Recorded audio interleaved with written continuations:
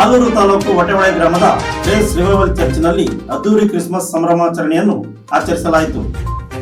ಸಂತೋಷದಿಂದ ಆಚರಿಸ್ತಾ ಇದೆ. ಈ ಭೂಮಿಯ ಕಡೆ ಭಾಗದಲ್ಲಿ ಈ ಮೂಲೆಯಲ್ಲಿರುವಂತಹ ನಾವು ಕೂಡ ನಿನ್ನನ್ನು ಆರಾಧಿಸ್ತಾ ಇದ್ದೀವಿ.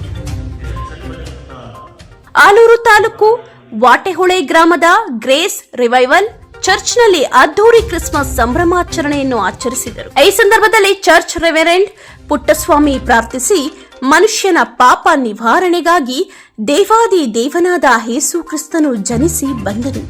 ಆತನನ್ನು ನಂಬುವವರು ಒಬ್ಬರಾದರೂ ನಾಶವಾಗದೆ ನಿತ್ಯ ಜೀವ ಹೊಂದುವರು ಎಂದು ಪ್ರಾರ್ಥಿಸಿ, ಎಲ್ಲ ವಿಶ್ವಾಸಿಗಳು ಒಬ್ಬರನ್ನೊಬ್ಬರು ಪ್ರೀತಿ ಕರುಣೆ ತೋರುವ ಕ್ರಿಸ್ತನ ಹೃದಯ ವಾಸಿಸಲಿ ಎಂದು ಹೇಳಿ ಎಲ್ಲರಿಗೂ ಕ್ರಿಸ್ಮಸ್ ಶುಭಾಶಯ ತಿಳಿಸಿದರು. ಇದೇ ಸಂದರ್ಭದಲ್ಲಿ ಎಲ್ಲಾ ಕ್ರೈಸ್ತ ವಿಶ್ವಾಸಿಗಳು ಸಿಹಿ ಕತ್ತರಿಸಿ ಹಂಚುವ ಮೂಲಕ ಸಂಭ್ರಮಿಸಿದರು.